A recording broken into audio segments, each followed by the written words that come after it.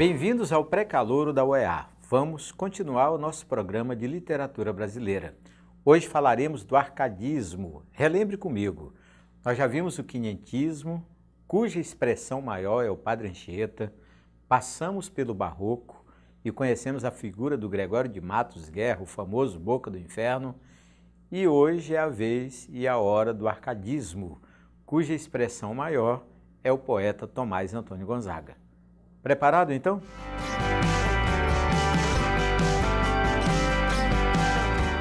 Vamos ao ritual de todos os movimentos literários. Você tem que saber a extensão do período. Aqui no Brasil, o arcadismo foi de 1768 até 1836. Lembre que 36 é o início do romantismo aqui no Brasil. Portanto, estamos diante do último período da literatura colonial. Outros nomes que podem aparecer numa prova de literatura significando o arcadismo. Olha, pode ser setecentismo, na sequência de quinhentismo, seiscentismo para o barroco, o arcadismo também foi chamado de setecentismo. Em homenagem ao local em que o movimento proliferou aqui no Brasil, Vila Rica, atual Ouro Preto, Minas Gerais, o movimento também é conhecido como Grupo Mineiro, Arcádia Mineira. E tem um nome geral, que não foi só no Brasil, em Portugal também foi assim, é neoclassicismo. Esse último nome é interessante, porque se você olhar neo do grego, novo, e classicismo é o movimento da literatura portuguesa, então, de certo modo, a literatura arcádica é um retorno ao classicismo português. Na sequência, vamos conhecer a obra que inaugurou o movimento aqui no Brasil. Chama-se Obras Poéticas, a data é 1768 e é um livro de poesias líricas e o autor é o Cláudio Manuel da Costa. Lembre que o Cláudio vai ser então uma espécie de poeta de transição entre o barroco e o arcadismo. Portanto, a literatura dele tem certos traços do barroco, como ainda a insistência nas antíteses, mas também tem já os traços da nova poética chamada arcadismo. Vamos fazer aquela ligação da literatura com a história. Qual é o painel histórico que você tem que lembrar sobre o arcadismo? Primeiro, lembre a origem do movimento, é a Itália e a França. O próprio nome arcadismo vem da palavra Arcádia, que na Grécia significava morada de pastores, mas não eram pastores quaisquer.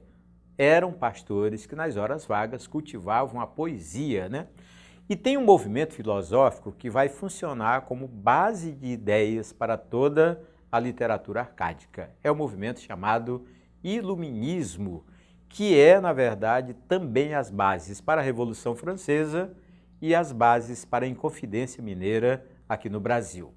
O ideal que se pregava na época, na literatura ou na pintura, era o famoso ideal de liberdade, que depois até culminou com a nossa independência. E no campo da evolução tecnológica é a época do emprego da energia a vapor, principalmente nas fábricas da Inglaterra. Já dissemos a você que a base das ideias do arcadismo vem dos filósofos do iluminismo. Então é hora de conhecer 3 deles que vão dar suporte para toda a poesia que nós vamos estudar. O Montesquieu pregava a independência dos 3 poderes. Olha uma coisa que até hoje se aplica na democracia, a eficiência do poder executivo, legislativo, judiciário, mas que um não interfira no outro, já era uma ideia defendida pelo Montesquieu. Ficou famoso do Montesquieu o Espírito das Leis, uma obra muito admirada na época. O outro filósofo do iluminismo é o Rousseau. Ele falava da sociedade baseada na justiça, na igualdade e na soberania do povo, que nada mais é do que as bases também da democracia.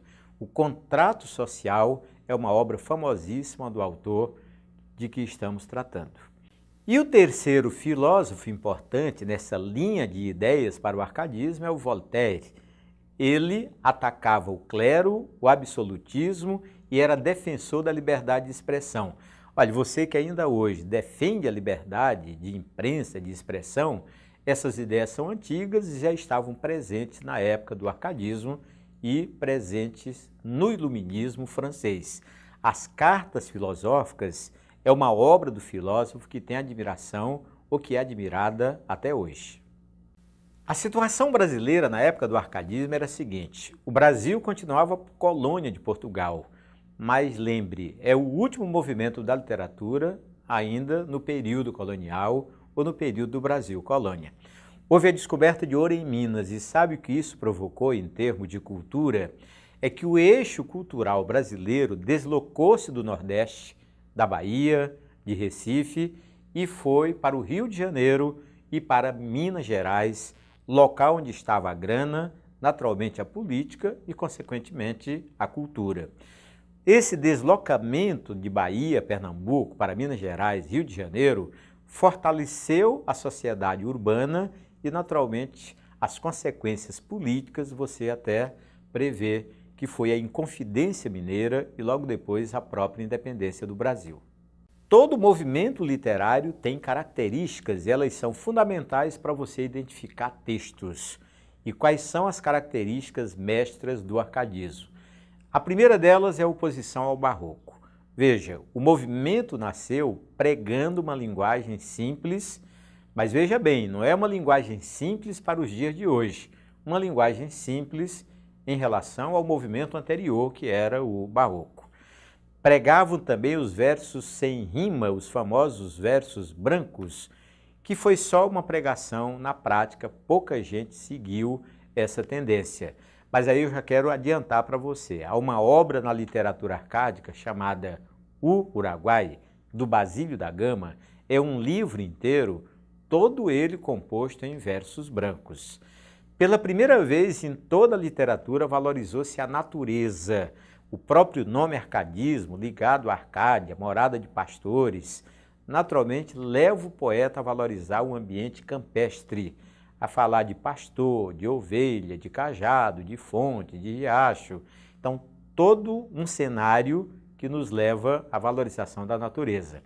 E a palavra pastoralismo, ligado a pastor, vai fazer parte das características do movimento e, naturalmente, fazer parte do vocabulário dos autores. Nessa linha de simplificação da linguagem em relação ao barroco, é importante notar algumas características presentes nos poemas do arcadismo. Uma delas é a ordem direta da frase. Como é que isso ocorre? O poeta tem aquele cuidado de colocar primeiro o sujeito, depois o verbo e depois o complemento verbal ou os adjuntos adverbiais. Eles também pregavam o verso sem rima, uma coisa que ficou mais na pregação e menos na prática. A menor incidência de antíteses, mas você ainda encontra muitas contradições na poesia do Cláudio Manuel da Costa. Foi a época por excelência da poesia amorosa, ou seja, o poeta gosta da poesia lírico-amorosa e até faz poesia baseada em histórias verdadeiras. Época de pseudônimos, era uma espécie de mania, cada poeta do arcadismo arranjava um nome falso e duas identidades. O camarada, na vida real, era advogado, era quase sempre essa a profissão dos poetas, mas na vida poética ele arranjava um pseudônimo, um nome que ele achava que lembrava algum pastor da Arcádia grega. E, naturalmente, ele arranja musas para inspirar a sua poesia amorosa. Quando ele não tem a musa de verdade, ele termina inventando, fantasiando uma ou duas, para realmente ter motivo para produzir poesias. Um detalhe curioso é você saber a musa de cada poeta do arcadismo. Como é que isso funciona? É mais ou menos assim. Imagine que você lê um poema no dia de uma prova de vestibular e está lendo pela primeira vez, mas lá está o nome da Nise e o nome da Eulina. Você associa imediatamente ao Cláudio Manuel da Costa. Ele então fazia poemas para duas mulheres, bem diferente dos homens de hoje, que quando elege uma musa, ficam com aquela musa a vida inteira. Ele já fazia poemas para duas, talvez com medo de uma ficar doente, e ele tem então a outra, para fazer poesia. Outra musa importante, famosa, popular na literatura brasileira é a Marília. Quem não se lembra da Marília de Dirceu, que é o nome da obra do Tomás Antônio Gonzaga? Aliás, sempre que se falar de arcadismo, você tem que lembrar o nome do poeta maior, é o Tomás Antônio Gonzaga, e o pseudônimo dele, que é Dirceu, e a musa, que é a Marília. Uma terceira musa muito interessante é a Glaura, do Silva Alvarenga. Olha, sabe o que o Silva Alvarenga fez? Imitou um pouco o Tomás Antônio Gonzaga e fez todos os seus poemas para a Glaura. A Bárbara Heliodora é a musa do Alvarenga Peixoto e ficou até na história do Brasil. Pode ver que quando se fala da Inconfidência Mineira, do Alvarenga Peixoto, fala-se também da Bárbara Heliodora. Interessante é o destino. O Cláudio não se casou com a Anise nem com a Eulina, morreu na prisão sem se casar. O Tomás Antônio Gonzaga estava de casamento marcado com a Marília, foi exilado do Brasil e casou-se com outra mulher lá na África. O Silva Alvarenga estava noivo, tinha tomado até vitaminas, preparado para o casamento, e adivinha o que aconteceu? A noiva morreu e não houve então a união do Silva Alvarenga com a Glaura. E o casamento que deu certo foi do Alvarenga Peixoto com a Bárbara Heliodora. Nasceu uma filha de nome Ifigênia, tanto é que esse nome Ifigênia pode aparecer nos poemas do autor, e aí você considera como musa, mas não como namorada, era a filha do poeta. Olha, assim como as musas, tem muito valor para o nosso estudo literário que você saiba associar o nome do poeta ao pseudônimo. Era uma espécie de mania da época, de novo, não eram manias brasileiras, invenção dos poetas que aqui viveram e escreveram, mas coisas que vinham já das bases do arcadismo na Itália, na França e depois em Portugal. Então, Cláudio Manuel da Costa adotou o nome falso de Glouceste Saturnio. Esses nomes estranhos dizem que eles iam arranjá-los pesquisando a mitologia grega. O Tomás Antônio Gonzaga também usa pseudônimo e é talvez o pseudônimo mais popular. Ele é o Dirceu, tanto é que a obra do autor, Marília de Dirceu, naturalmente o nome ou pseudônimo da musa e o pseudônimo do próprio poeta. O Basílio da Gama adotou o nome falso de Termindo Cipílio, né? Um poeta muito interessante que escreveu o livro O Uruguai. O Santa Rita Durão não adotou pseudônimo, é o único do arcadismo sem pseudônimo, porque o nome completo dele era Frei José de Santa Rita Durão e ele, na poesia, adotou só parte do nome Santa Rita Durão. Um parêntese, não é nome de mulher.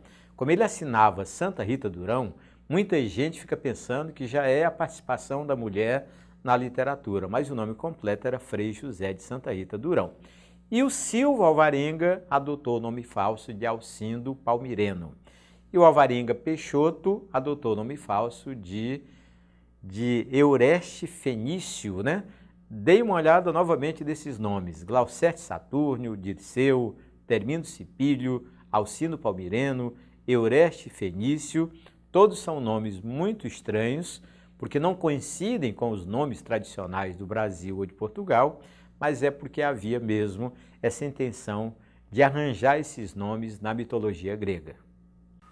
Um outro quadro interessante, muito didático para você que quer dominar o arcadismo, é saber os gêneros explorados no movimento. Dá para enxergar 3 gêneros, a poesia lírica, a poesia épica e a poesia satírica. E é importante, então, você colocar cada poeta, cada obra dentro de um gênero específico. Por exemplo, a poesia lírica no arcadismo foi explorada primeiro pelo Cláudio Manuel da Costa, no livro Obras Poéticas. Mas quem brilhou de verdade nesse gênero foi o Tomás Antônio Gonzaga, com a obra Marília de Dirceu. Depois o Silva Alvarenga fez poesia lírica com o livro Glaura e o Alvarenga Peixoto, poesias líricas no livro Obras Poéticas. Olha, uma coincidência interessante para você notar desde agora. O nome do livro do Cláudio Manuel da Costa é também o nome do livro do Alvarenga Peixoto. Foi só coincidência, não foi de propósito. É que a história do Alvarenga é meio triste e o livro Obras Poéticas foi uma homenagem póstuma que os amigos fizeram na época, porque antes de morrer, a obra do poeta foi queimada naquele episódio da Inconfidência Mineira. Então, olhando para o quadro, o que nós percebemos? Que o que predomina no arcadismo é a poesia lírica, tanto é que 4 autores fazem parte desse processo. A poesia épica foi explorada por 3 autores, pelo Basílio da Gama, no famoso O Uruguai, pelo Santa Rita Durão, na obra Caramuru, que envolve um pouco da história do Brasil, e Cláudio Manuel da Costa fez Vila Rica, uma espécie de homenagem à sua cidade natal. E um único poeta enveredou pelo gênero satírico foi o Tomás Antônio Gonzaga e as cartas chilenas. A poesia épica foi explorada por 3 autores no arcadismo. O Basílio da Gama, com o famoso Uruguai. Olha uma curiosidade. É um livro inteiro escrito em versos brancos, ou seja, em versos sem rima, que era uma das pregações do movimento. Com isso, Basílio da Gama ficou como o único poeta da época que fez poesia épica sem imitar os Lusíadas de Camões. O Santa Rita Durão escreveu Caramuru, mas não aguentou. Imitou de verdade Camões, fez o livro todo rimado, dividido em estrofes, imitando aquela estrutura do livro Os Lusíadas. E o Cláudio Manuel da Costa compôs Vila Rica, também imitando o livro Os Lusíadas de Camões, com aquela estrutura fixa, que é bem tradicional na literatura portuguesa e contaminou a literatura brasileira.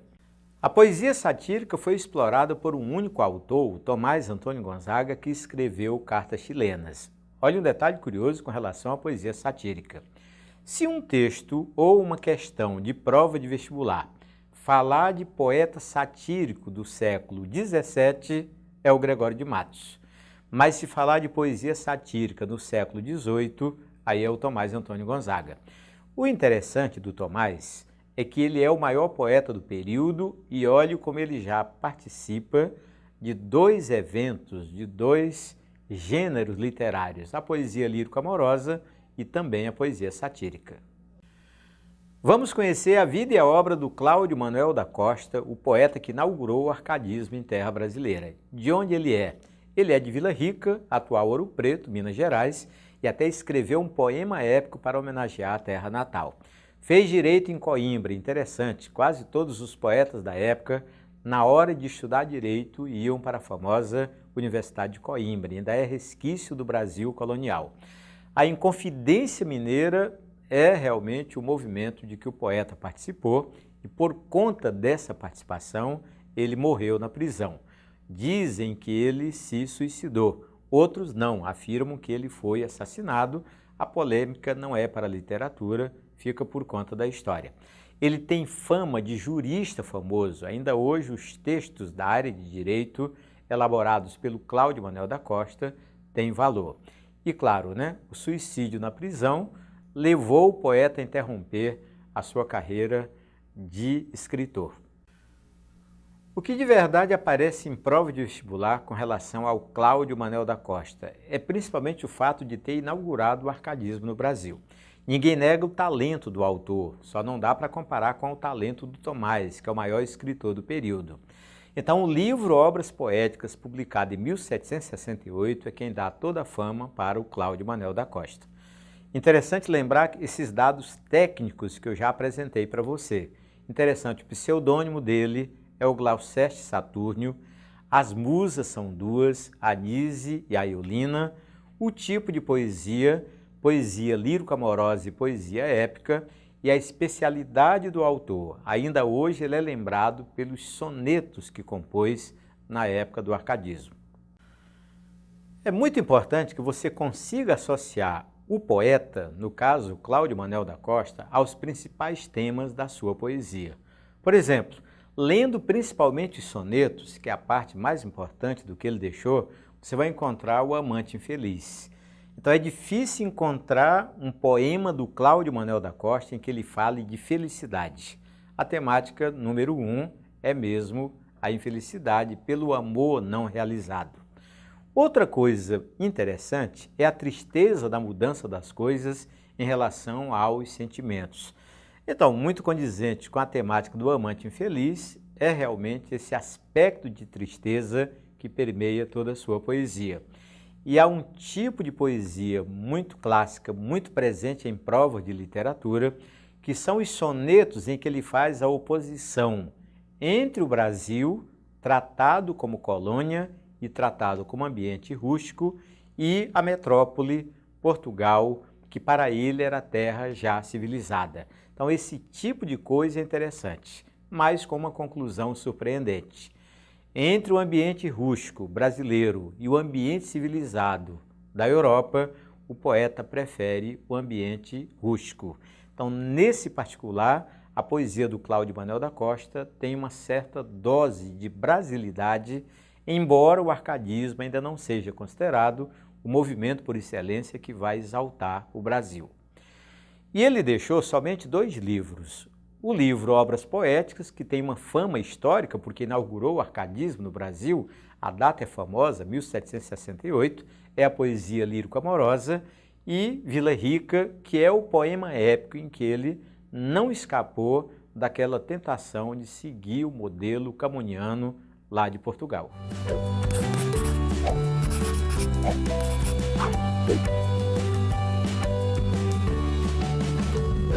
Vamos casar a teoria e a prática. Nós já conhecemos a vida e também a obra do Cláudio Manuel da Costa, mas é preciso ler, é preciso conhecer de verdade pelo menos uma amostra do que ele fez.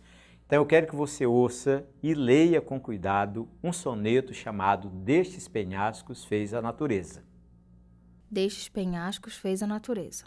Destes penhascos fez a natureza, o berço em que nasci, ó, quem cuidara, que entre penhas tão duras se criara, uma alma terna, um peito sem dureza. Amor, que vence os tigres por empresa, tomou logo render-me, ele declara, contra meu coração guerra tão rara, que não me foi bastante a fortaleza. Por mais que eu mesmo conhecesse o dano, a que dava ocasião minha brandura, nunca pude fugir ao cego engano. Vós que ostentais a condição mais dura, temei, penhas, temei, que amor tirano, onde há mais resistência, mais se apura. Gostou do poema do Cláudio Manuel da Costa? Primeiro, percebeu o que é um soneto? Lembra o que é um soneto? São 2 quartetos e 2 tercetos na ordem.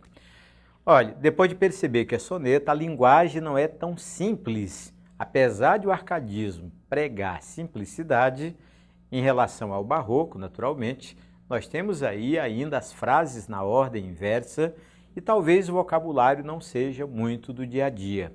É de se esperar porque o Cláudio é de transição entre o barroco e o arcadismo.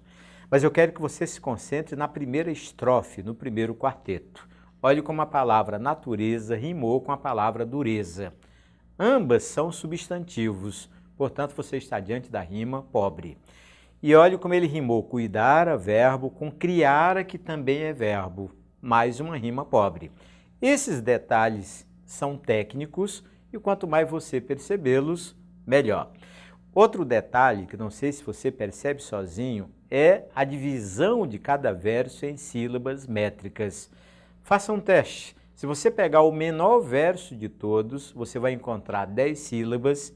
E se pegar o maior de todos, você percebe isso na tela ou na folha de papel, também teremos 10 sílabas métricas. Ou seja, é uma coisa da época, tanto no barroco quanto no arcadismo, principalmente nos sonetos, predominavam os versos decassílabos. Agora, a ideia é interessante, porque ele está dizendo que ele, Cláudio Manuel da Costa, nasceu num ambiente rochoso, num ambiente de penhas, portanto, num ambiente de montanhas, que é o ambiente de Minas Gerais. Mas ele confessa que ele tem alma terna e tem peito sem dureza, querendo dizer que a influência da natureza no íntimo do Cláudio não foi para valer, porque o camarada se emociona à toa, é sensível e vai por aí afora. Vamos olhar detalhe da segunda estrofe. Note então que ele diz que o amor é capaz de vencer os tigres. Portanto, olha a exaltação do amor, né? E ele então sugere que se o amor é capaz de vencer os tigres, claro que vai vencer também o coração do Cláudio Manuel da Costa. Mesmo tendo nascido num ambiente que sugere dureza, o amor foi um desafio que o venceu com facilidade. Vamos olhar a palavra empresa, que rima com a palavra fortaleza. Como as duas palavras têm a mesma classe gramatical, rima pobre. Lembram? mas a palavra declara, que é verbo, rimou com rara, que é adjetivo, é a rima rica naturalmente. E novamente o desafio da métrica, não interessa em que ponto do poema você vai escolher um verso, se você contar com acerto às sílabas métricas, teremos o verso decassílabo. Vamos fazer comentários sobre o primeiro terceto. Por mais que eu mesmo conhecesse o dano, a que dava ocasião minha brandura, nunca pude fugir ao cego engano. Note que a palavra dano, substantivo, rima com a palavra engano, que também é substantivo. Naturalmente rima pobre, né? E brandura, que pertence ao primeiro terceto, naturalmente vai rimar com dura e com apura, que estão no segundo terceto. Essa intercalação é muito comum quando se trata desse tipo de poema, chamado soneto. Bem, no último terceto tem vós que ostentais a condição mais dura, temei, penhas, temei, que amor tirano, onde há mais resistência, mais se apura. Se nós olharmos a composição do último terceto, é uma espécie de arremate em que ele até faz um alerta às penhas, às pedras, querendo dizer que se o amor é capaz de vencer tigres, se o amor é capaz de vencer qualquer coisa, que as penhas tomem cuidado porque elas próprias podem se apaixonar. Em termos de poesia, muito interessante esse alerta que o Cláudio Manuel da Costa faz às pedras, como se o amor fosse capaz de vencer tudo. E é só você imaginar pedras apaixonadas e você tem realmente alguma coisa no campo da poesia. Mas olhando para a palavra engano, que ficou na estrofe anterior, né? E que é substantivo, e agora rimando com tirano, né? Que é adjetivo, você tem uma rima rica. E olhando para brandura, que é substantivo, rimando com condição mais dura, que é adjetivo, rima rica, e olhando para apura, que é verbo, também rima rica. Eu não fiz um levantamento metódico, mas é bem interessante essa mistura que o Cláudio Manuel da Costa fez entre rimas pobres e rimas ricas para compor o seu soneto. Portanto, você teve aí uma amostra muito interessante da poesia do Cláudio Manuel da Costa, naquela modalidade que era a especialidade do autor, o soneto, uma forma fixa de poesia que foi cultivada desde o Barroco, principalmente pelo Gregório de Matos, até o modernismo, por exemplo, na poesia do Vinícius de Moraes.